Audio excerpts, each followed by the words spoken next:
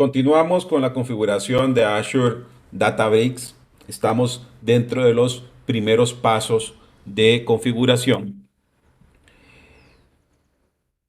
Ya hemos configurado lo que sería el recurso dentro de Azure. Hemos configurado el acceso al workspace. El siguiente paso que tienen que realizar al inicio de su configuración de Databricks es la creación del clúster. Si ustedes ven, aquí estamos en la página principal de Azure Databricks. No hemos hecho nada, digamos, específicamente más que hacer la configuración, pero dentro de todo lo que sería otros aspectos, nosotros tenemos aquí el primer paso, que es la creación de un clúster. Bien, dentro de la creación del clúster, nosotros tenemos que elegir cuál es el tipo de clúster que vamos a estar utilizando. Tenemos dos opciones. Podemos crear un clúster con personal compute, en este caso que sería solo para una persona. Podríamos hacer también un clúster con un user compute, pero con más recursos, o crear un clúster que va a ser compartido. En el caso que ustedes vayan a trabajar con un equipo, entonces tienen que elegir que vamos a crear un share cluster. En este caso, este es mi compute, que es lo que nosotros vamos a estar utilizando. Bien, aquí estamos dentro de la ventana de configuración de nuestro clúster.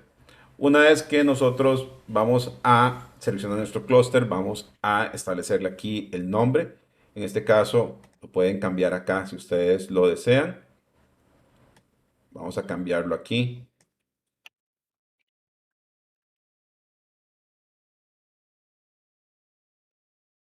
para que sea nuestro nombre, el Azure Databricks. Aquí tenemos algunas configuraciones que tenemos que establecer. Por ejemplo, cuál es la versión del runtime que ustedes desean utilizar. Por default está la 11.3. Si desean utilizar la versión más reciente, es la 2.12 con Spark 3.1. Es importante que ustedes elijan el tipo de runtime que desean. También pueden elegir el runtime de estándar o un runtime dedicado para todo lo que sería el machine learning. En este caso, la principal diferencia es que este sí nos deja, por ejemplo, seleccionar clusters que tengan soporte para GPU y soporte para escala, es lo que nosotros tenemos acá. Vamos a quedarnos con todo lo que sería el estándar. Si ustedes ven, es el mismo escala, 2.12, Spark 3.1. Aquí tenemos otra opción que es el Photon Accelerator. Eso lo que nos permite es poder acelerar todo lo que serían las consultas hacia nuestro Apache Spark. Si deseamos, lo podemos seleccionar. Recuerden que en este caso, vean que no nos deja poder seleccionar por el tipo de worker driver que nosotros hemos estado utilizando. Así que tendríamos que seleccionar uno que sea compatible con lo que sería el Photon. El Photon Accelerator lo que es una capa adicional sobre todo lo que sería Spark para poder acelerar las consultas y manejo de datos. En este caso, si nosotros no queremos utilizar Photon Accelerator, lo quitamos. Bien, entonces ahora sí tenemos todo lo que sería los aspectos de configuración de nuestro compute. Dentro de este compute, por ejemplo, tenemos aquí la cantidad de memoria y cores que van asignados. Aquí establezco cuáles son los workers mínimos y máximos que queremos utilizar y también el driver. Aquí tenemos una configuración que es importante que nosotros tengamos que especificar, que es que nos diga lo siguiente, que si un clúster no se está utilizando, que se apague después de 15 minutos. Es la configuración que hemos hecho acá. Por default vieron que estaba así, siempre encendido. Sin embargo, nosotros por cuestión de costos queremos que se apague directamente. Una vez que nosotros hemos establecido esas configuraciones para que el clúster, después de cierta cantidad de inactividad, se apague, tenemos que proceder a todo lo que serían los aspectos de configuración. ya propiamente dentro del clúster. Aquí vemos algunos aspectos, por ejemplo, si quieren definir variables, si quieren hacer algunas configuraciones especiales en la configuración de Spark, si quieren establecer logging, hacia dónde los voy a guardar, o si quieren ejecutar algún script durante el inicio del clúster. Bien, una vez que nosotros tenemos configurado este tipo de clúster que queremos generar, de hecho, vean que hemos generado un clúster pequeño, no hay ningún problema. Entonces vamos a ver aquí algunos aspectos de precios. ¿Qué es lo que va a pasar? Databricks nos cobra por el runtime, que es las máquinas virtuales. Ahora vamos a ver que esto, el clúster en realidad está corriendo sobre máquinas virtuales. Nos cobra por las máquinas virtuales que estamos corriendo. Por ejemplo, nos estaría cobrando máquina virtual tipo DS4 V2 con 28 gigas en RAM y 8 cores. Si corremos dos nodos, nos cobra dos máquinas de estas. Si corremos 10 nodos, nos cobra 10 máquinas de tipo DS4 versión 2. Adicionalmente, a más el driver, ¿verdad? Entonces nos cobra esas máquinas.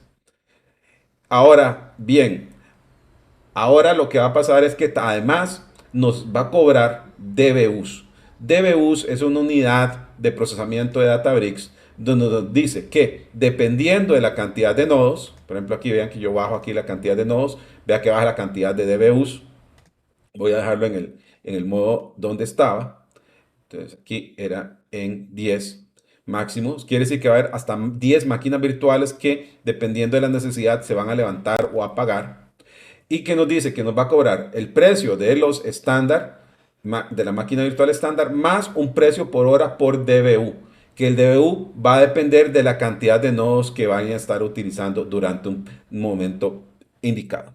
Entonces, es importante que nosotros podamos ver ahí específicamente todo lo que sería la creación del clúster. Bien, una vez que nosotros hemos definido y el precio que vamos a estar pagando. Una vez que está definido eso, vamos a decirle aquí crear clúster y va a empezar el proceso de creación del clúster. Una vez que esté ese clúster creado, nosotros vamos a poder verlo primero, vamos a poder utilizar ese clúster sin ningún problema cuando estemos ejecutando algún notebook. Si queremos terminar ese clúster, o sea, que se apague antes de los 15 minutos, tendríamos que ir aquí a decirle terminate. También podemos administrar todo lo que sean los permisos de acceso a este clúster. Por ejemplo, hay que establecer los permisos para que una persona pueda utilizarlo. Incluso podríamos copiar el clúster. Esto va a tardar algunos minutos. Vamos a esperar a que este clúster esté creado. Algunos aspectos mientras se crea. Nosotros podemos ver los notebooks que están asociados a este clúster. También podemos ver las bibliotecas. En este caso, si ustedes desean que cuando se levante el clúster, se levante con unas bibliotecas predefinidas, lo podemos hacer. Vean que aquí está este botón para instalar una nueva biblioteca. Podemos buscar aquí una biblioteca, subirla o por PyPy o desde el CRAN Repository. También podríamos subir un Python will file o un jar, lo podríamos subir acá. Si queremos ver los logs del clúster, en este caso vean que nos está diciendo de que se está creando el clúster. Tenemos que esperar aquí el avance, todavía estamos en creación. Si estuviésemos ejecutando algún tipo de notebook, algún tipo de trabajo dentro de este clúster, aquí se vería. Entonces tendríamos la oportunidad de poder verlo. El Spark UI, vean que aquí todavía no nos muestra porque nuestro clúster apenas está creando. Entonces, ¿qué es lo que va a pasar? Recuerden que este clúster es al final un Spark.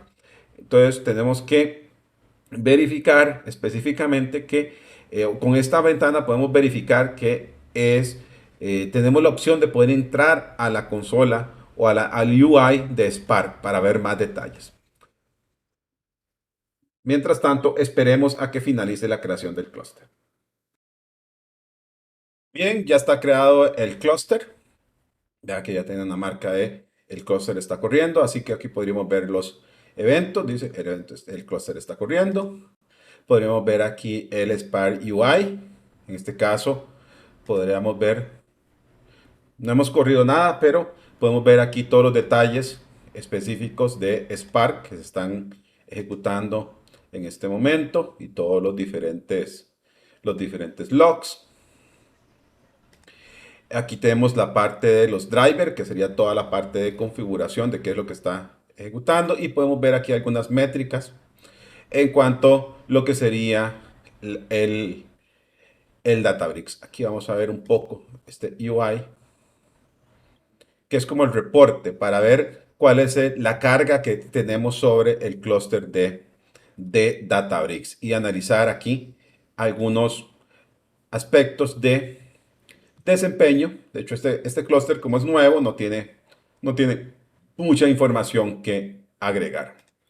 Pero podemos ver, importante cuando ya está en producción, podemos ver específicamente cómo está ejecutándose nuestro clúster. Vamos a cerrar acá.